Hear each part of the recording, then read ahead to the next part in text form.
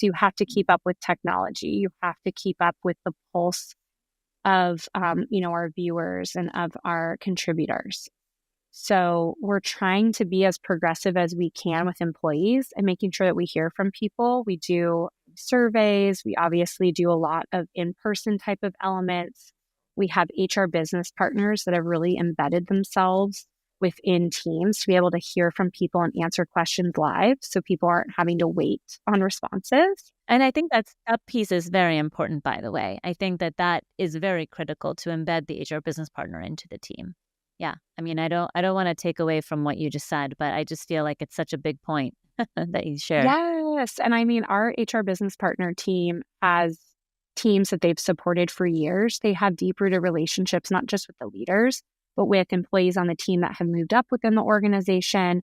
They know how each of those teams generate revenue. They know the work that those teams do. If you were to ask them what their job is and what does that include, they can answer those questions on the fly. So we're so lucky to have people that the business trusts, that I trust, that the leadership team can trust to help. So a lot of times when we do have a change, we will, empower HRBPs to be a part of the conversation because they know, okay, timing wise, this is when this team will have a lull. This is when these changes might make, more of an impact versus during busy season. So we have I feel like a very good view of the organization. Our leadership team also meets weekly, and we have deep-rooted relationships, which is really great. And we have an agenda that gets sent out every week that everyone can add to. That's really helpful.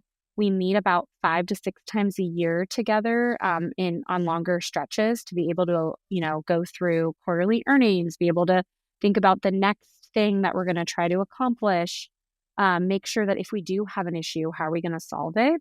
And sometimes when you make changes, it's hard for people. We've made changes where, people want to talk and want us to hear about why they may be upset, right? Not everything's going to be rainbows and sunshine. So doing discussion sessions or listening sessions is always helpful too.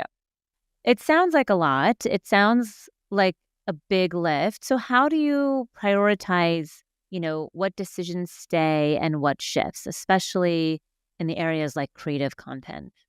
Well, each year, each one of our leaders creates their strategy for the new year that has to align to a budget, which sounds so business-esque, but that's where it starts, right? And so last year at BuzzFeed, as we've said to the market, was our year of stability, and next year is our year for growth.